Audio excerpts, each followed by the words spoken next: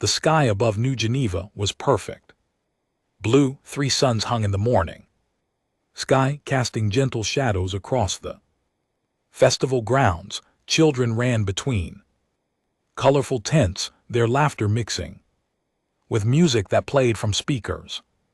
Hidden among the trees, parents watched with tired smiles, holding drinks and talking about nothing important. It was the festival of first steps, the day when humanity celebrated the children who would grow up on worlds far from Earth. Ambassador Helena Vasquez remembered bringing her own daughter to this festival 20 years ago. Now that daughter had children of her own, and they were somewhere in this crowd, probably eating too much candy and begging for toys. Helena smiled at the thought as she prepared for her transport to the Galactic Council meeting.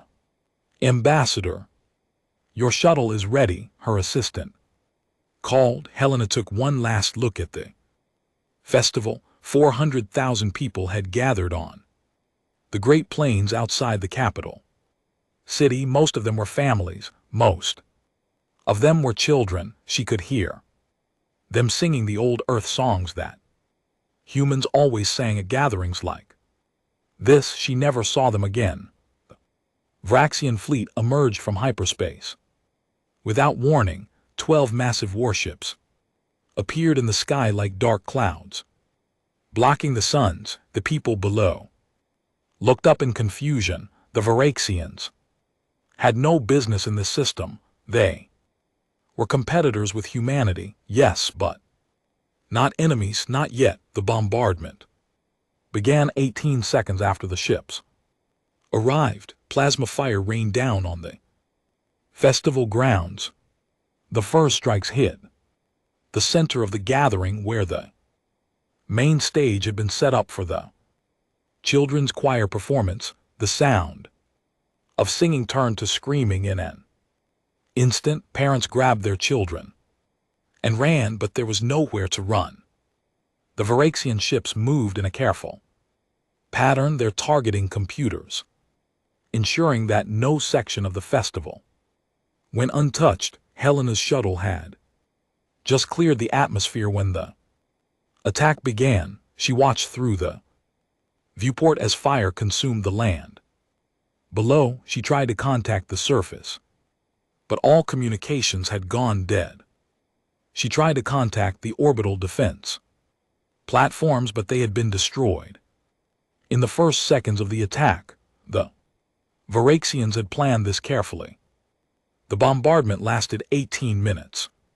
When it ended, the Vraxian fleet jumped back into hyperspace without a single transmission, without a single demand, without a single explanation. They had done what they came to do and saw no reason to stay where 400,000 people had gathered to celebrate life. There was now only ash and silence. Helena's shuttle turned back toward the surface, but there was nothing to return to.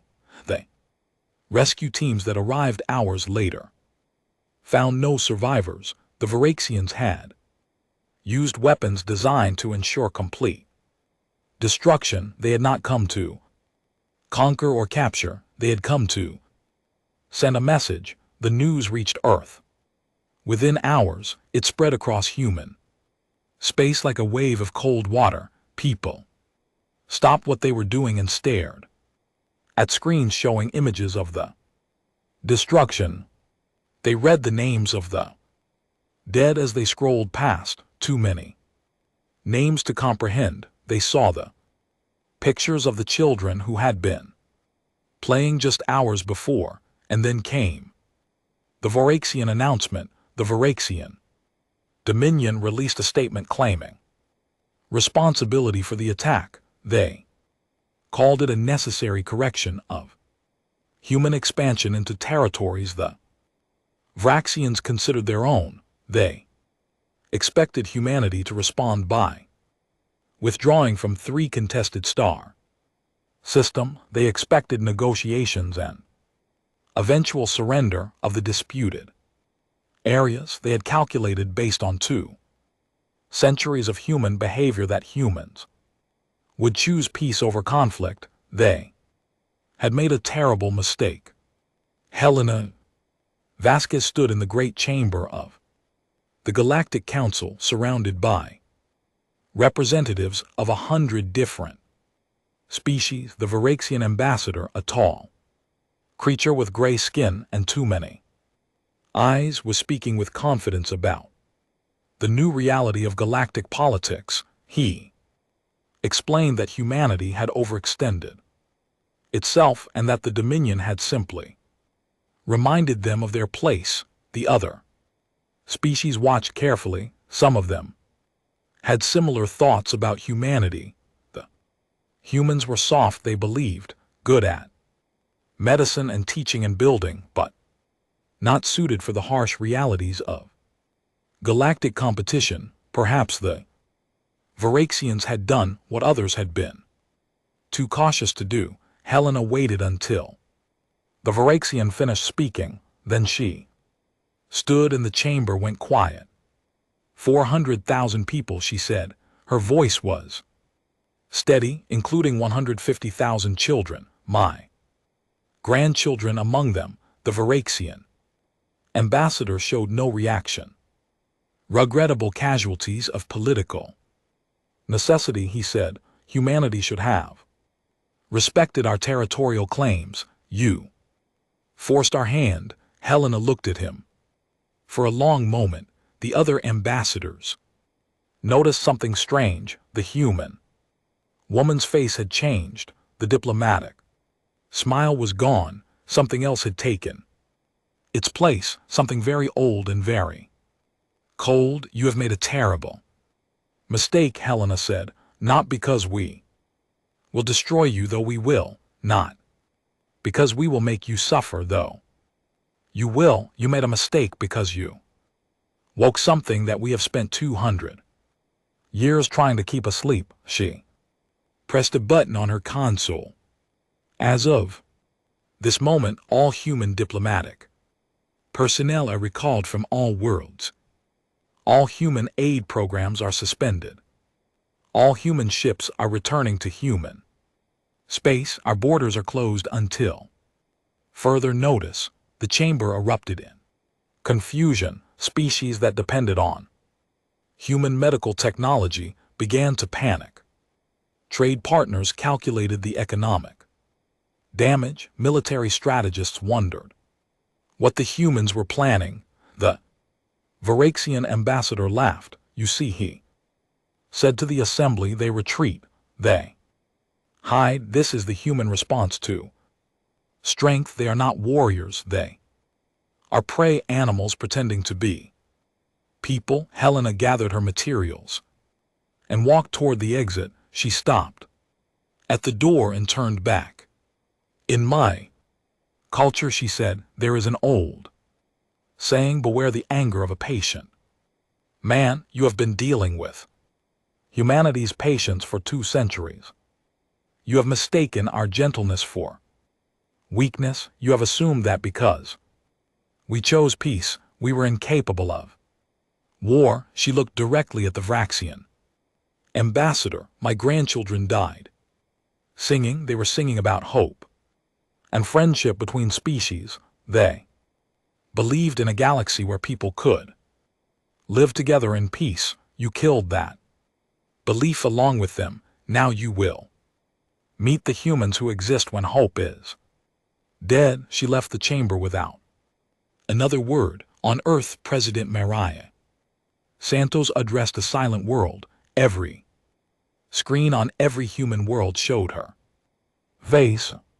Behind her stood military commanders who had not worn their uniforms in decades. Their eyes were hard. Today we activate protocol Prometheus. The president said this protocol was established by our founders.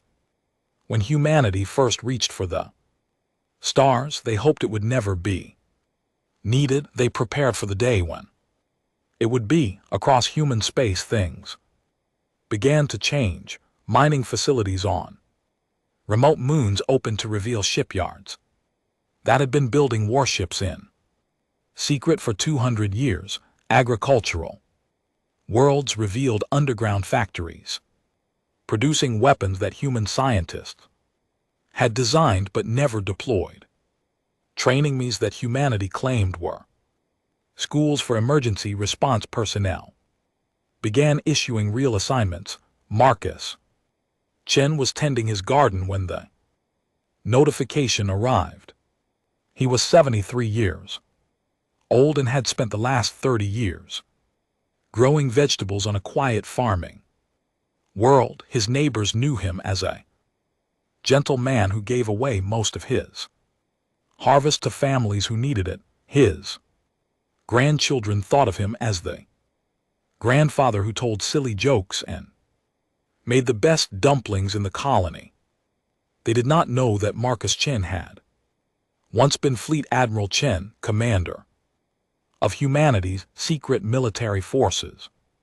They did not know that his farming world sat above one of the largest hidden shipyards in human space. They did not know that the man who spent his mornings pulling weeds had spent his nights running war simulations against every major power in the galaxy. Marcus read the notification twice, then he went inside and opened a closet that had been locked for 30 years. His old uniform hung there perfectly preserved. His rank insignia had been updated remotely. As the protocols required, he was still Fleet Admiral. He had always been Fleet Admiral. His granddaughter Sarah found him standing in front of the mirror, wearing the uniform. She had never seen him look like this. The gentle farmer was gone. The man in the mirror had eyes that had seen terrible things and was prepared to see terrible things again. Grandfather, she said, what is happening? Marcus turned to her. Sarah was 25 years old and had trained her whole life for this moment without knowing it. The emergency response training she had received since childhood was actually military training in disguise. The strategic games her grandfather had taught her were actually tactical simulations. Everything had been preparation. New Geneva. Marcus said, you saw the news? Sarah nodded. Her eyes were wet. She had friends on New Geneva. Everyone knew someone who had been at the festival. The Varaxians think we are weak, Marcus said. They think that because we chose to be healers and teachers, we forgot how to be warriors. They are wrong. We never forgot. We just hoped we would never have to remember. He took her hands in his. I am sorry, Sarah. I am sorry that the galaxy did not let you live in peace. I am sorry that you will now see what humans become when our children are murdered. I am sorry that I could not protect you from this. 3 weeks later, a message broadcast from human space to every corner of the galaxy. It showed the ruins of New Geneva. It showed the bodies. It showed the small shoes and toys scattered among the ash. Then a voice spoke, calm and cold. We came to you as friends. We healed your sick. We educated your young. We asked for nothing but peaceful coexistence. And you killed our children. Now meet the other side of humanity. The first human fleet emerged from hyperspace at the edge of Rixian territory. A galactic council observer who witnessed the emergence sent a frantic message home. His hands shook as he typed. They have been building ships for 2 centuries.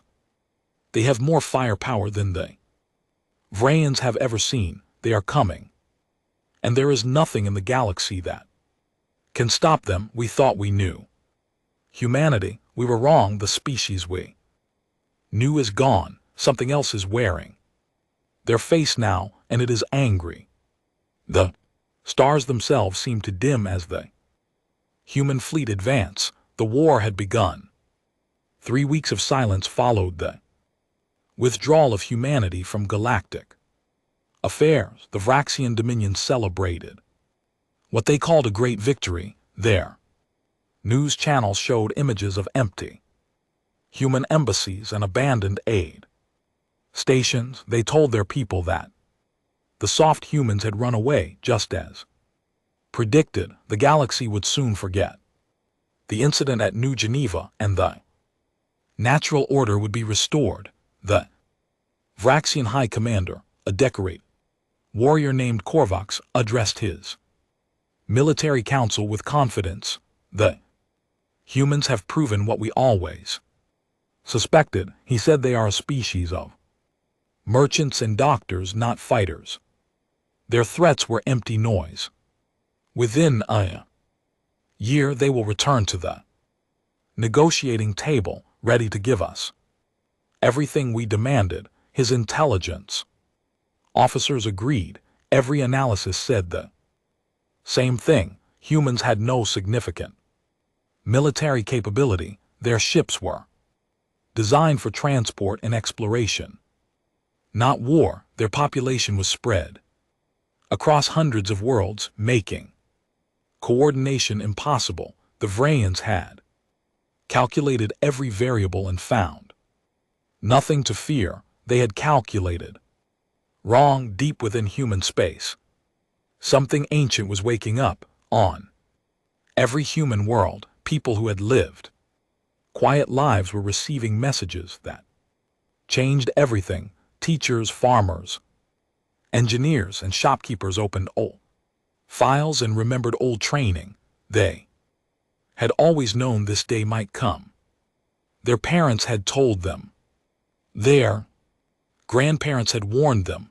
Now the preparation was over, and the real work would begin. Fleet Admiral Marcus Chen stood in the command center of the battleship Prometheus, named for the protocol that had brought it out of hiding. The ship was one of 3,000 that had emerged from secret construction facilities across human space. 3,000 warships built over 2 centuries, maintained by skeleton crews who had sworn oaths of secrecy, equipped with weapons that had never been tested in actual combat until now.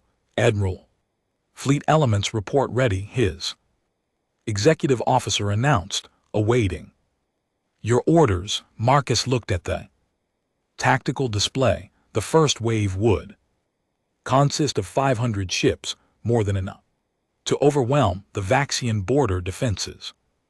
The remaining fleets would follow in sequence, each wave larger than the last. The Varaxians were expecting negotiators. They would receive something very different. His granddaughter Sarah stood at the communication station. She had graduated from basic officer training just 2 weeks ago, part of the accelerated program that was turning millions of civilians into soldiers. Her hands were steady on the controls, but Marcus could see the fear behind her eyes. Good fear kept soldiers alive. It was the ones who felt nothing that worried him. Sarah, he said, open a channel to all ships. She nodded and activated the fleet-wide broadcast. Every human in the combined fleet heard what came next. 200 years ago, our ancestors left Earth and found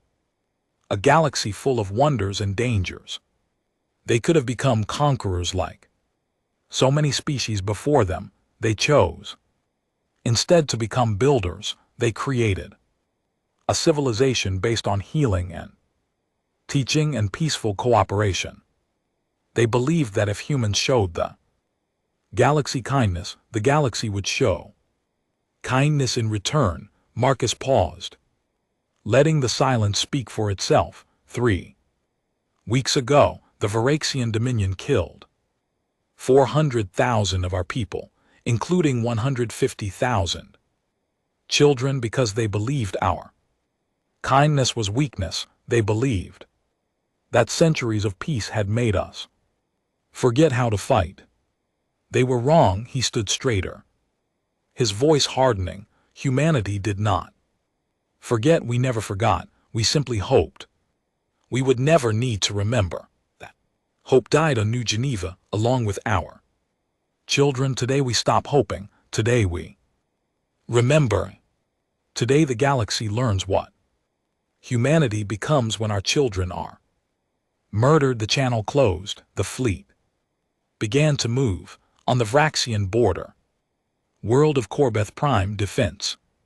Commander Thrax was reviewing routine reports when his sensors screamed warnings. He stared at the display, certain there must be an error. 500 contacts had appeared at the edge of the system. 500 ships, each larger than anything in the Vraxian fleet.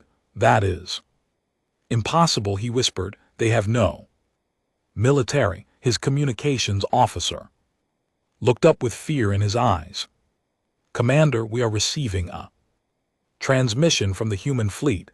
On screen, a human face appeared. It was a woman, young but with eyes that seemed much older. She wore a military uniform that Thrax had never seen before, decorated with symbols that meant nothing to him. This is Lieutenant Sarah Chen of the United Human Fleet. The woman said, you have 1 hour to evacuate all military personnel from the system. Any ships that remain after that time will be destroyed. Any ships that surrender will be treated according to galactic conventions. You have 1 hour. I suggest you use it wisely.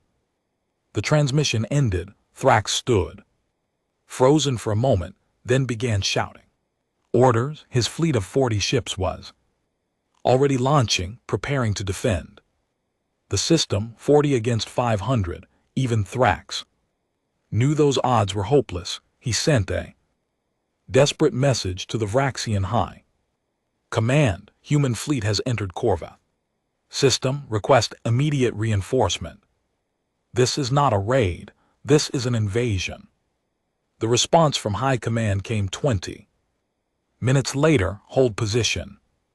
Reinforcements en route. The humans are bluffing. They have no capability for sustained combat. Thrax watched his tactical display as the human fleet advanced. They moved with perfect coordination, each ship maintaining exact distance from its neighbors. This was not the movement of inexperienced crew. This was the movement of forces that had trained for decades. When the hour expired, Thrax gave the order to attack. His 40 ships charged toward the human line, weapons blazing. The humans did not respond at first. They simply absorbed the incoming fire with shields that glowed bright blue but did not fail. Then they returned fire. Battle lasted 12 minutes. 12 minutes to destroy 38 Braxian warships. 2 ships had surrendered and were taken intact. Thrax himself died on the bridge of his flagship, still trying to understand how everything had gone so wrong.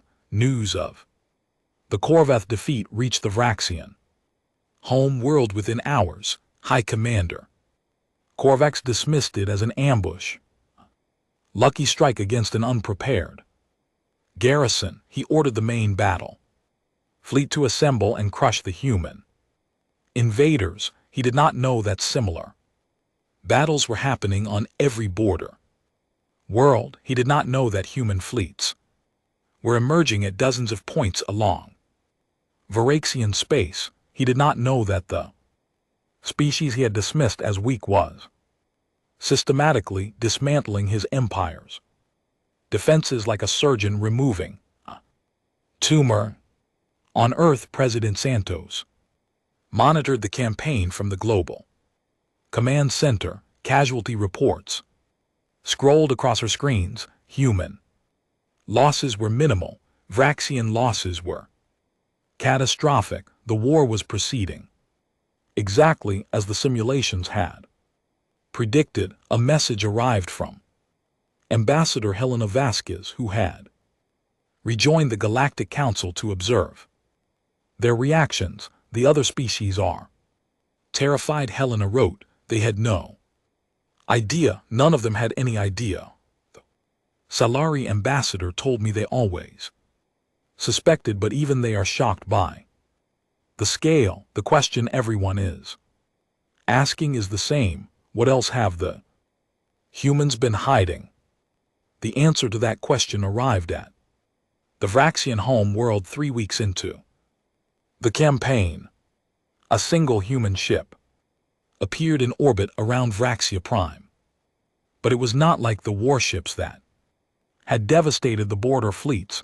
This ship was enormous, larger than any station the Vraxians had ever built. It hung in the sky like a moon that had wandered too close. High Commander Korvax ordered every available ship to attack. 300 vessels opened fire on the giant craft. The ship's shields absorbed the bombardment without visible effect. Then it spoke. I am the carrier Prometheus, flagship of the United Human Fleet. I carry no weapons. I carry no soldiers. I carry a message. The ship broadcast directly to every screen on the Vraxian home world. Civilians looked up at the impossible craft and listened. Your leaders told you that humans were weak. Your leaders told you that attacking New Geneva was a political necessity. Your leaders told you that we would retreat and surrender. Your leaders lied. Images began to play. Festival of First Steps, children singing, families dancing, then the attack, the fire, the ash, the small bodies. 150,000 children died because your leaders believed that kindness was weakness. They were wrong. Humans chose to be kind because we know what we are capable of when kindness fails. Your leaders have now awakened that capability. The broadcast shifted to show the burning wreckage of Vraxian warships across a dozen star systems. It showed military bases reduced to rubble and orbital stations drifting lifeless. In space, we have not attacked your civilians. We have not bombarded your cities. We have not killed your children. We could. We have the capability to sterilize every world in your empire. We have weapons your scientists cannot imagine. We have chosen not to use them. The carrier Prometheus began to withdraw. This is not mercy. This is a demonstration. We want you to understand exactly what we could do and exactly what we are choosing not to do. Your leaders made war on our children. We are making war on your military. See the difference. Remember the difference. Tell your leaders to remember the difference when they decide whether to continue fighting or to surrender. The giant ship jumped into hyperspace and vanished. On the surface, Vraxian citizens stood in the streets staring at the empty sky. They had believed their leaders. They had celebrated the attack on New Geneva. Now they understood the truth. They had not attacked a weak species. They had attacked a sleeping giant and had only just begun to feel its anger. High Commander Korvax received reports from every front, defeat after defeat. His entire border defense network destroyed in less than a month. Supply lines cut, communications disrupted. The humans were not just winning, they were winning with such precision that it seemed almost scripted.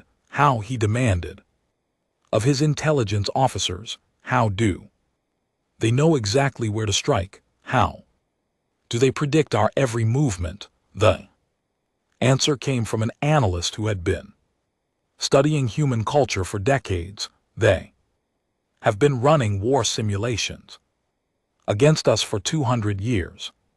She said, every trade negotiation, every Diplomatic exchange, every cultural program was also an intelligence operation. They know everything about us, our tactics, our strategies, our weaknesses. They have planned for this war since the day they entered the galaxy. Korv stared at her. Then why did they not attack first? If they had this power, why did they wait? The analyst shook her head. Because they did not want to use it. They truly wanted peace. They hoped we would never give them a reason to fight, but we did. We killed their children, and now they will not stop until they have made absolutely certain that a clear's throat can never happen again. Outside the windows, the Varaxian sun was setting. Somewhere beyond that sunset, human fleets were advancing, and there was nothing the Vrayans could do to stop them. 6 months after the attack on New Geneva, the Varaxian dominion was broken. Their once proud military had been reduced to scattered remnants hiding in asteroid fields and abandoned stations. Their economy had collapsed as human forces cut every supply line and trade route. Their government was fragmenting as regional governors blamed each other for the disaster. High Commander Korvac sat in his bunker beneath the capital city of Rixia Prime, staring at reports that seemed more like nightmares than military documents. Every offensive had failed, every defensive line had crumbled. The humans seemed to know exactly where to strike and exactly when to strike.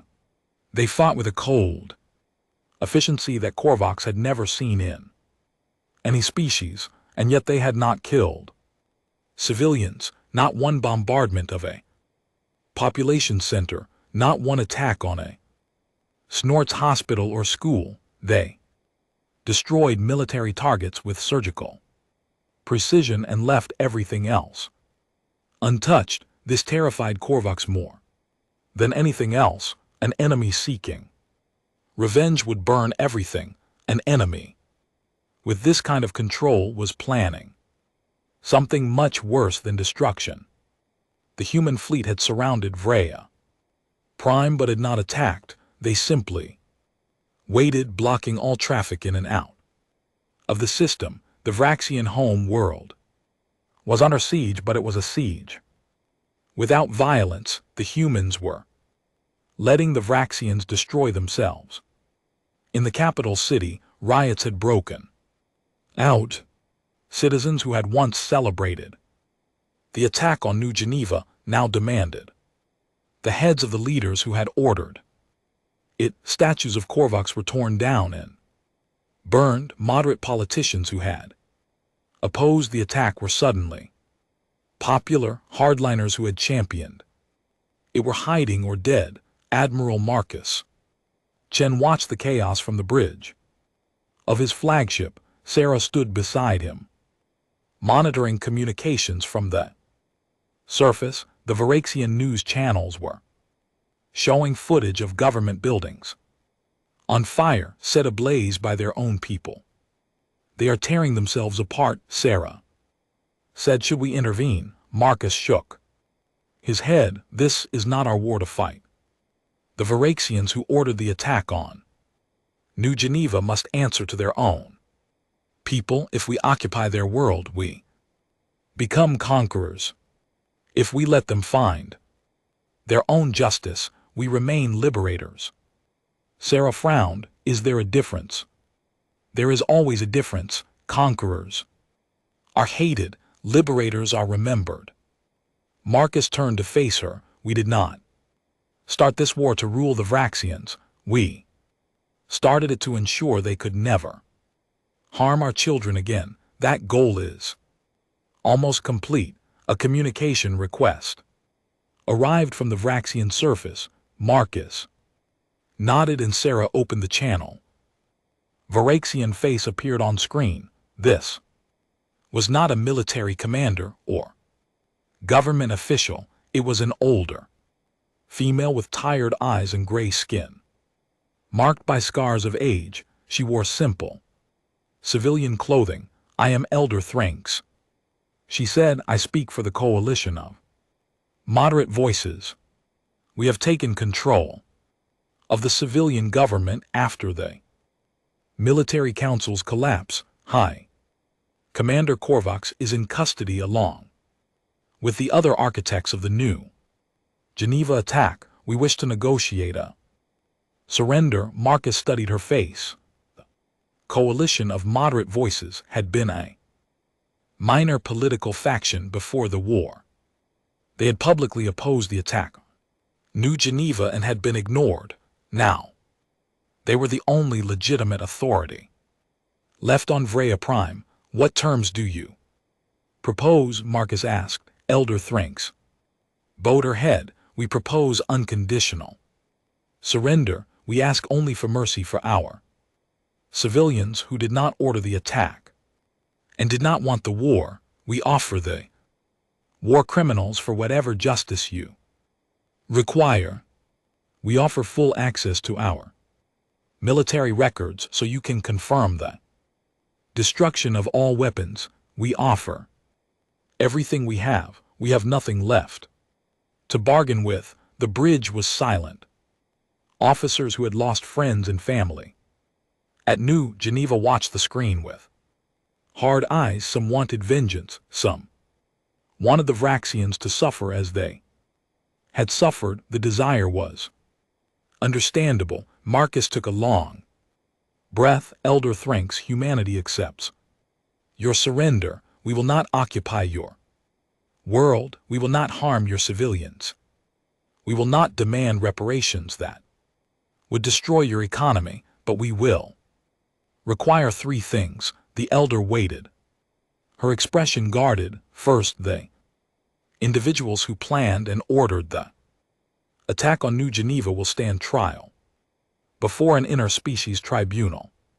This trial will be public. Every species in the galaxy will see the evidence of what was done and why. Then nodded. This is fair. Second, your military will be dismantled completely. You will retain only defensive forces sufficient to protect your home world from pirates and natural disasters. You will have no capability to project force beyond your own system for at least 1 generation.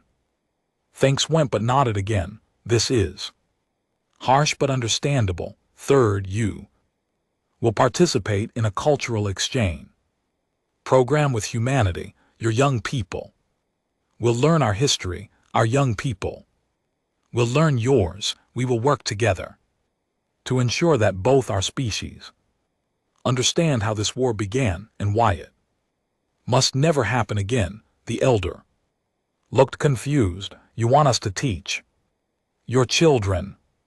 I want our children to know you as people, not as monsters, and I want your children to know us as people, not as conquerors. The greatest protection against future wars is understanding. We will build that understanding together, or we will wait for your grandchildren to make the same mistakes your leaders made. Thrick stared at him for a long moment. Then she began to weep. We expected destruction, she said. We expected our cities to burn and our people to die. We expected you to be like us, only stronger, but you are not like us at all, are you? Marcus shook his head. We are exactly like you. That is what frightens us. Humans have committed atrocities throughout our history. We have burned cities and murdered children and destroyed civilizations.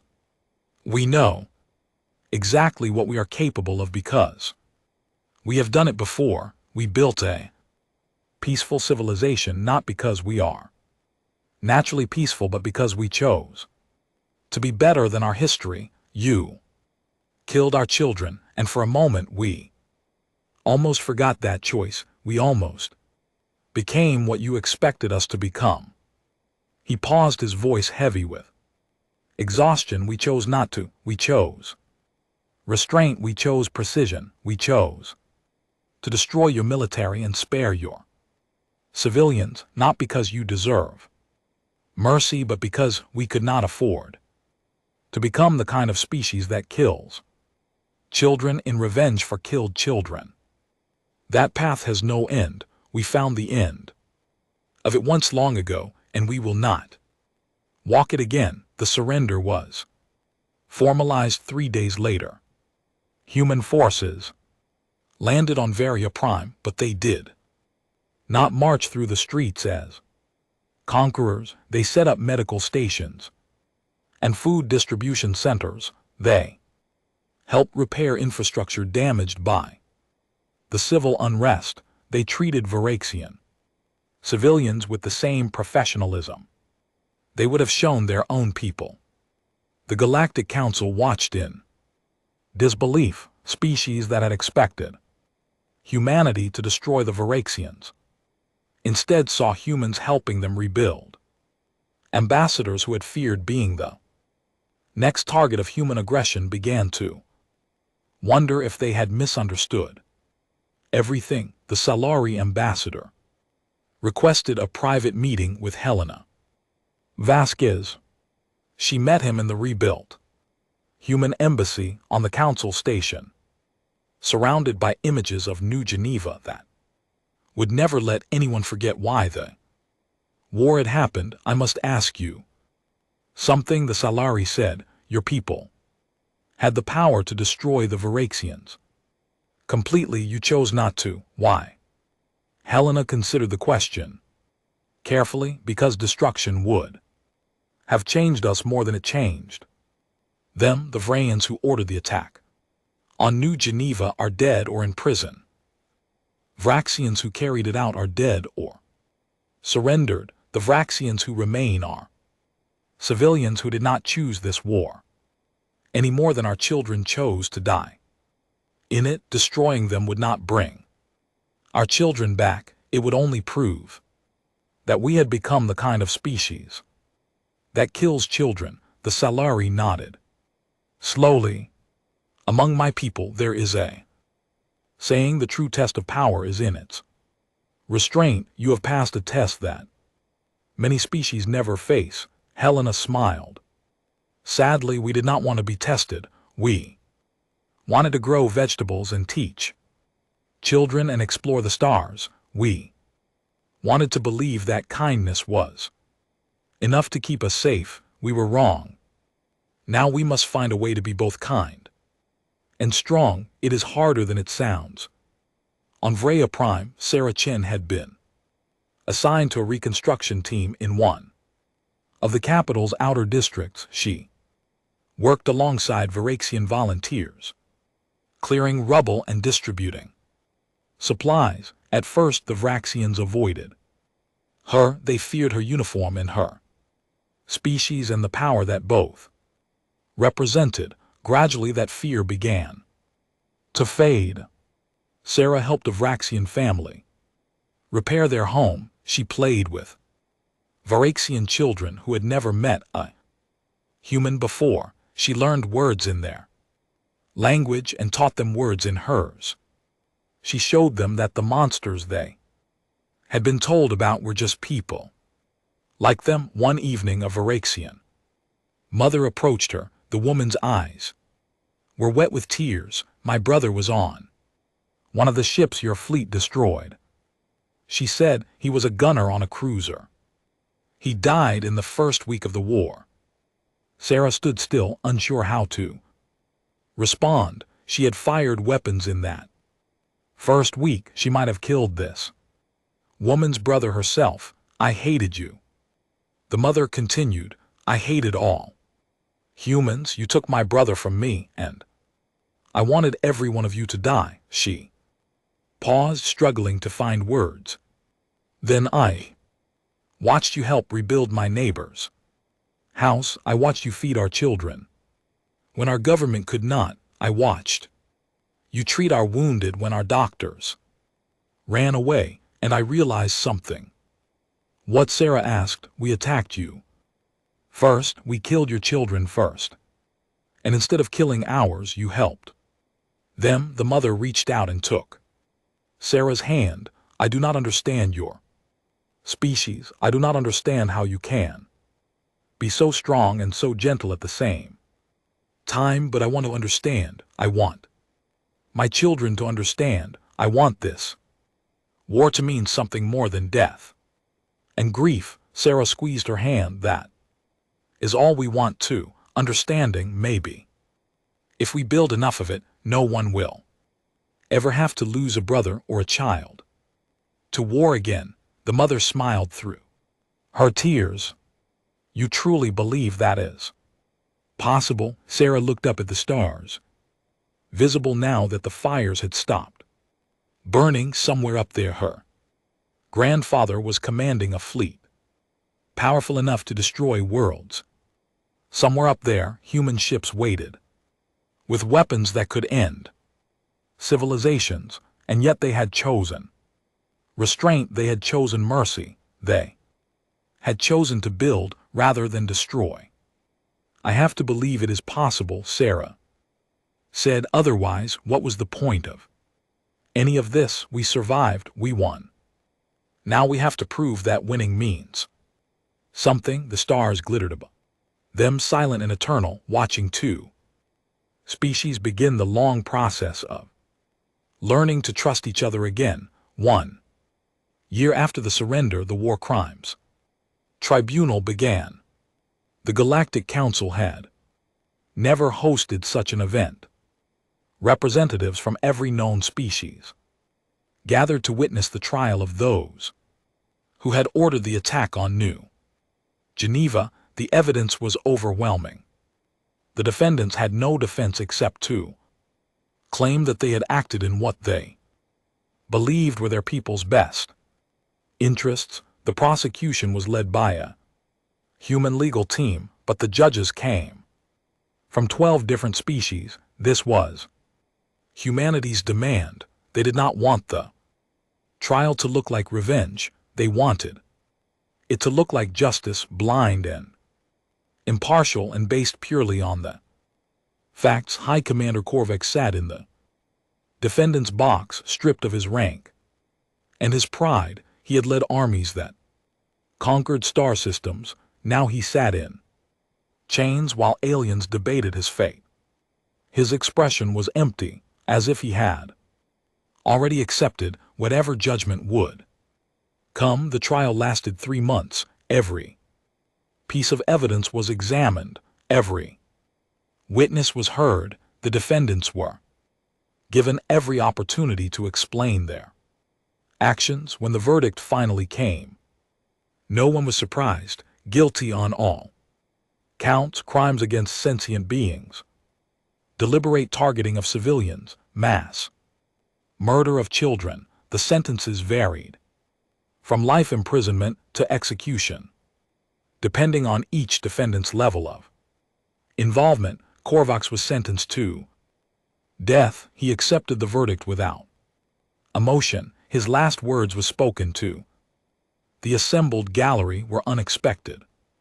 I believe that humans were weak, he said. I believe that attacking them would bring my people glory and territory. I was wrong.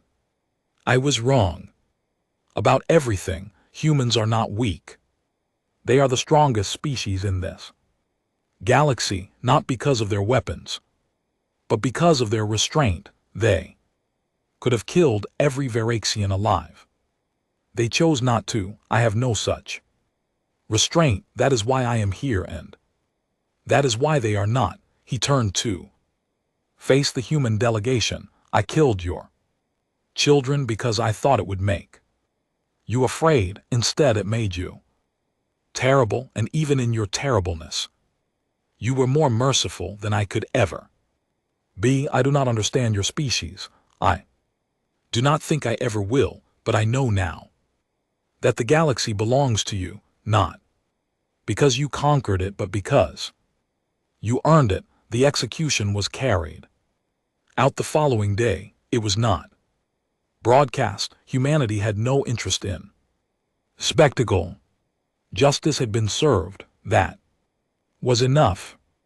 The tribunal's conclusion marked the beginning of a new phase in galactic history. The evidence presented during the trial had revealed the full extent of humanity's hidden power. Every species now knew that the gentle humans they had traded with and learned from had been secretly building one of the most powerful military forces ever assembled. They had lied for 2 centuries, and they had lied convincingly. Some species were angry.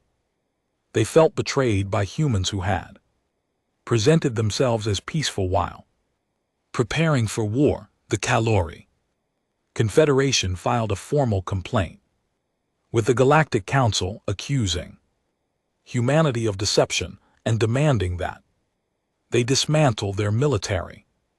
The human response was delivered by Ambassador Helena Vasquez, who had aged 10 years in the 12 months since New Geneva. Her hair was white now, and her face was lined with grief that would never fully heal. But her voice was strong. Humanity deceived you, she admitted to the council. We built weapons in secret. We trained soldiers while claiming to have none. We prepared for war while preaching peace. All of this is true. We apologized for the deception, but not for the preparation. She looked around the chamber at the faces of 100 species. For 2 centuries we tried to show you that kindness could be strong. We healed your sick and taught your young and asked for nothing in return. We hoped that if we were good neighbors, you would be good neighbors in return. Most of you were, but some of you looked at our kindness and saw weakness. Some of you wondered what would happen if you attacked us. Some of you made plans. Helena pulled up a display showing intelligence reports. We know about those plans. We have always known that Vrayans were not the only species that considered attacking human space. They were simply the first to act. Our deception was not malicious. It was protective. We hid our weapons because we hoped never to use them. We revealed them only when we had no other choice. She turned off the display. If we had been honest about our military from the beginning, many species would have seen us as a threat to be destroyed. We would have spent 2 centuries fighting wars instead of building schools. More children would have died, both human and alien. Our deception was the price of peace. We paid it willingly. The Calori ambassador rose to respond. And what assurance do we have that you will not use these weapons against us? You have proven that you can hide your true capabilities. How do we know you are not hiding something even worse? Helena smiled sadly. You do not know. That is the honest answer. We could be hiding weapons that make our current fleet look like toys. We could have plans to conquer every species in the galaxy. We could be waiting for the right moment to strike. The chamber went very quiet. But if that were true, Helena continued, why did we spare the Varaxians? We had every justification to destroy them. Our people demanded revenge. Our military had the capability to deliver it. We chose restraint instead, not because we are weak, but because we refuse to become monsters. She spread her hands. This is the only assurance we can offer. We will not attack anyone who does not attack us first. We will respond to aggression with overwhelming force, but we will always stop short of genocide. We will be terrible enemies and loyal friends. The choice of which we become belongs to you. The council debated for weeks. In the end, they reached no consensus. Some species accepted humanity's explanation and continued their partnerships. Others withdrew to consider their options. A few began building their own secret military programs determined never to be caught. Unprepared again. Admiral Marcus Chen retired from active duty 6 months after the tribunal. He returned to his farm and resumed growing vegetables. His uniform went back into the closet, though this time it was not locked. There would be no more hiding. Everyone knew what he was and what he had done. Sarah visited him on the anniversary of New Geneva. She was a commander now, responsible for a humanitarian mission on a Vraxian colony world.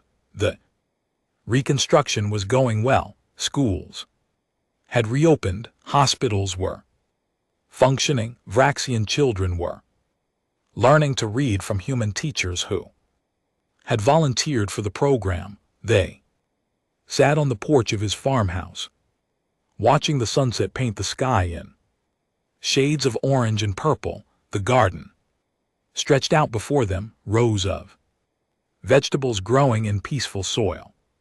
It was hard to believe that the man who had commanded fleets capable of destroying worlds now spent his days pulling weeds. "Do you ever regret it?" Sarah asked. "Coming out of retirement, fighting the war?" Marcus considered the question. "I regret that the war was necessary.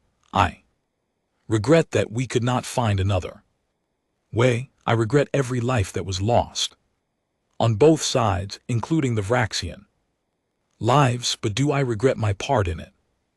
No, someone had to do it. Someone had to lead the response that ensured our children would be safe." He looked at his hands, callous from farming but still capable of operating the most advanced military systems ever built. "I spent 30 years growing vegetables and hoping that war would never come. When it came, I did what I had been trained to do.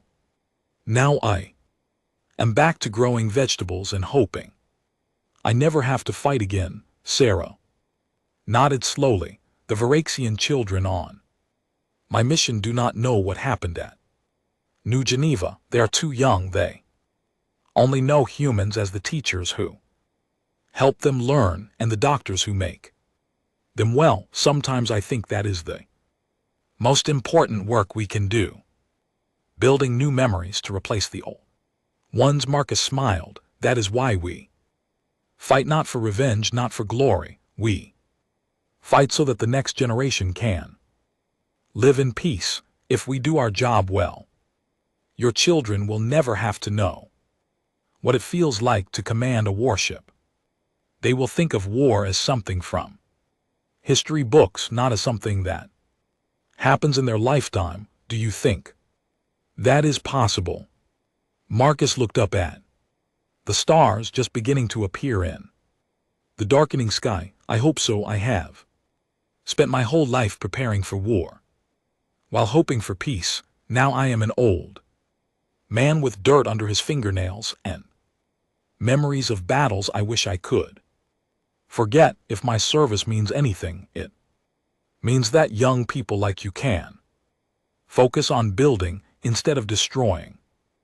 That is enough for me." Sarah reached over and took his hand. "Thank you, grandfather, for everything." They sat together in silence, watching the stars emerge. Somewhere out there, human ships still patrolled the border between human space and the territories that had once belonged to the Varaxian Dominion.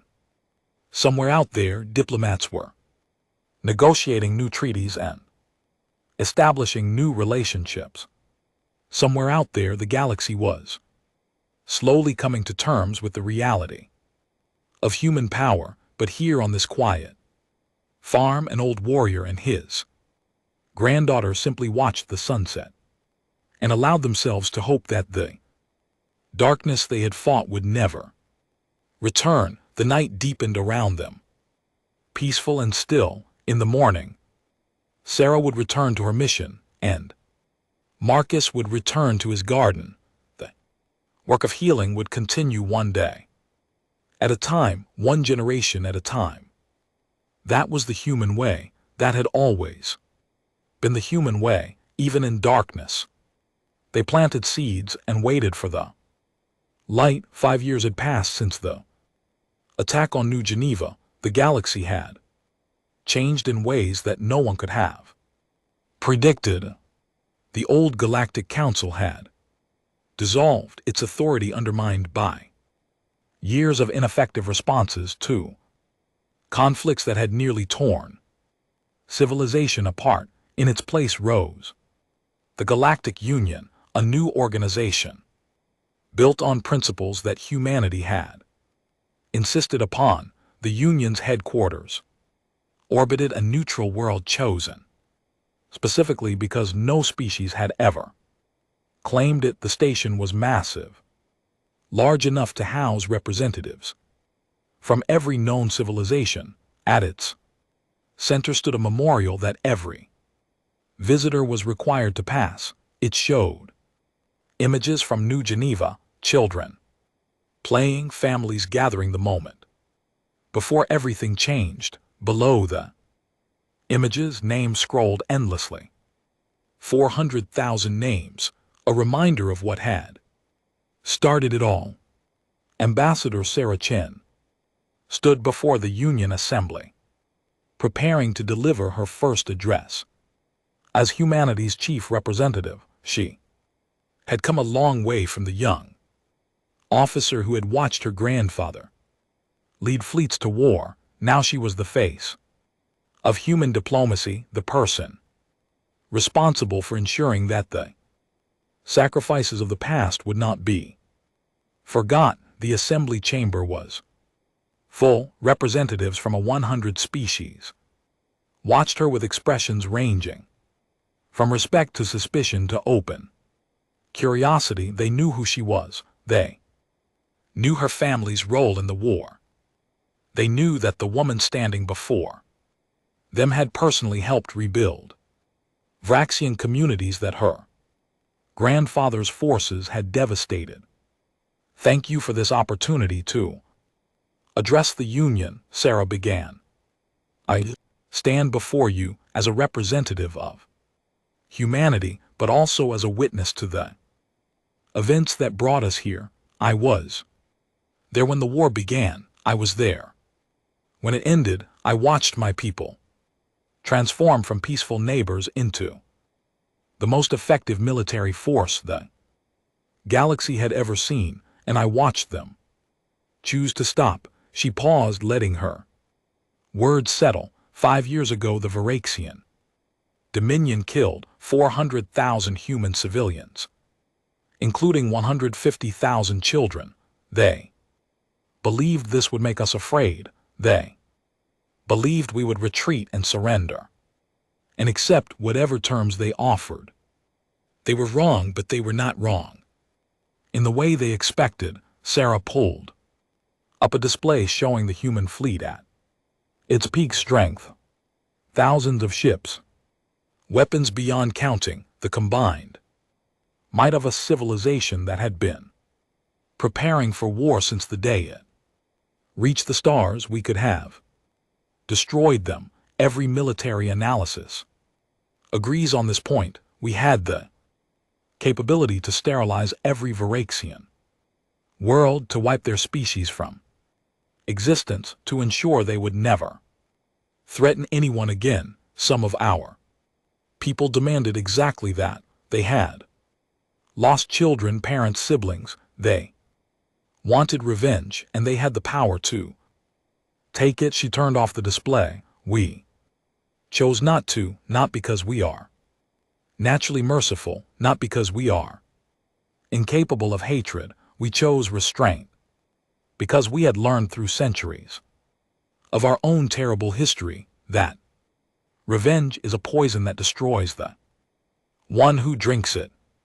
We had already walked the path of genocide once, long ago, on our home world. We knew where it led. We refused to walk it again. The chamber was silent. Species that had expected a triumphant speech about human superiority found themselves listening to something very different. Today I Want to talk about what comes next? War is over. The criminals have been punished. The Varaxians are rebuilding under new leadership, but the questions that started the war remain unanswered. How do we build a galaxy where children are safe? How do we create trust between species that have every reason to fear each other? How do we ensure that what happened at New Geneva never happens again? Sarah stepped away from the podium and walked among the representatives. She stopped before the Varaxian delegation, a group of young reformers who had risen to power after the old government collapsed. The Varaxians are here today as members of the Union.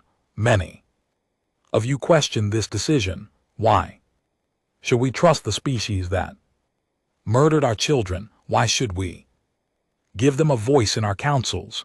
The answer is simple: because the alternative is worse. If we exclude them, we teach them that redemption is impossible. If we punish the innocent for the crimes of the guilty, we become no better than the ones we defeated. She moved to the center of the chamber. Humanity has learned many lessons from this war. We learned that our kindness was not enough to keep us safe. We learned that some species will always see gentleness as weakness. We learned that peace must be protected by strength, even if that strength is never used. But we also learned something else, something more important. Sarah looked around the chamber, meeting the eyes of representatives from species that had feared humanity, species that had envied humanity, species that had wondered what humans were really capable of. We learned that our greatest strength is not our weapons or our fleets or our technology. Our greatest strength is our ability to choose. We can choose to destroy or to rebuild.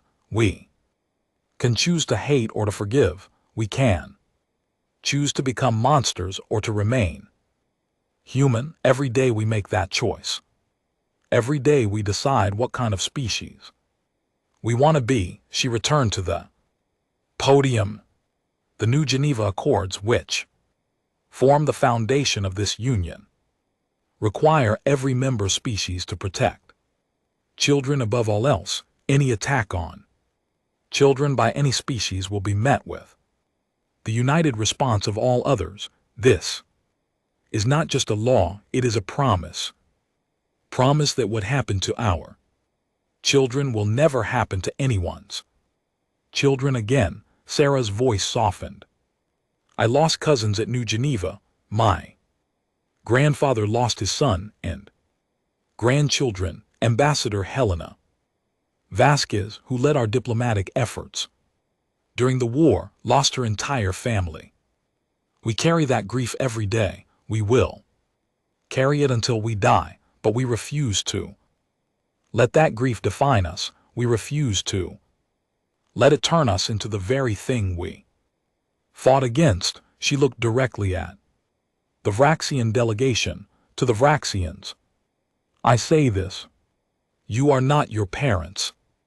You are not the ones who ordered the attack. You have the opportunity to build something new, to prove that your species can be more than its worst moment. We will help you if you let us.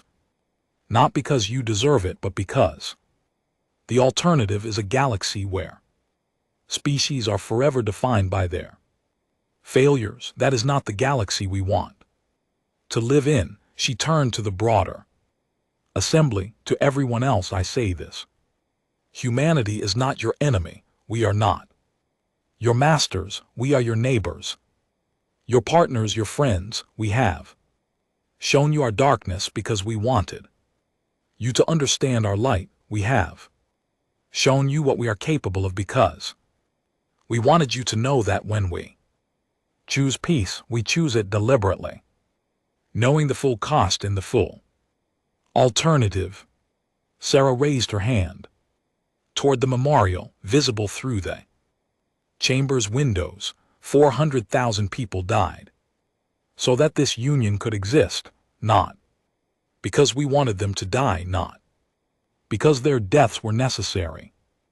They died because someone believed that killing children was an acceptable political tactic. We built this union to ensure that no one ever believes that.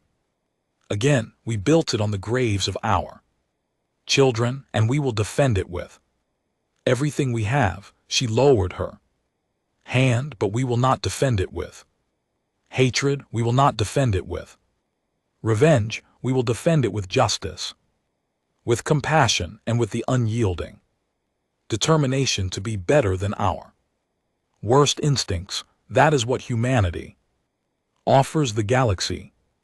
Not our strength, not our technology, our choice, our daily, deliberate, difficult choice to be kind. In a universe that does not reward kindness, Sarah took a deep breath. We showed you our darkness so you would understand our light. The darkness is always there. It will always be there. But the light is a choice. Every species in this chamber has the same choice.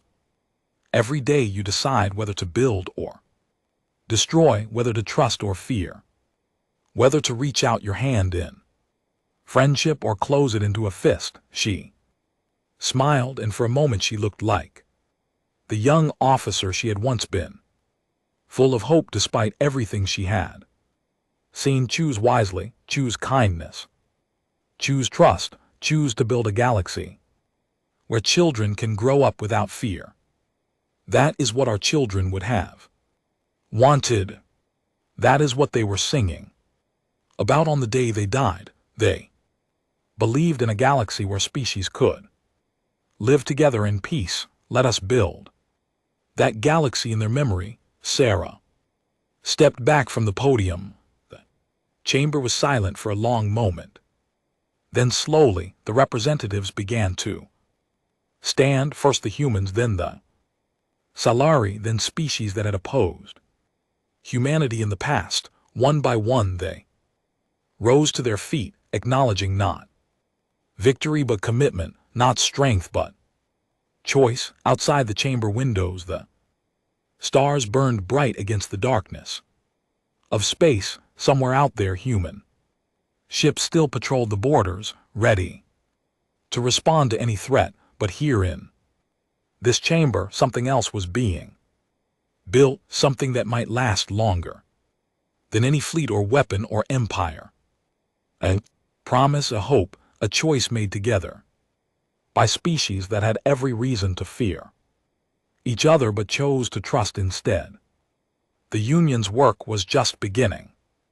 There would be setbacks and failures and moments when the old hatreds threatened to return, but today at least the galaxy had chosen a different path. Today at least the children of New Geneva had not died in vain. Sarah Chen looked out at the stars and allowed herself to believe that her cousins, wherever they were, would be proud of what their deaths had built. Not a monument to grief, not a memorial to hatred, but a living, breathing commitment to ensuring that no species would ever again have to bury its children because of another's cruelty. That was humanity's gift to the galaxy. Not their weapons, not their technology. Their choice, their endless, patient, determined choice to be better than their worst moments. The light of distant suns filled the chamber as the session concluded. Outside the galaxy waited, and somewhere in that vast darkness, seeds that had been planted in blood and grief were finally beginning to grow toward the light. The war was over, the healing had begun, and humanity, as always, had chosen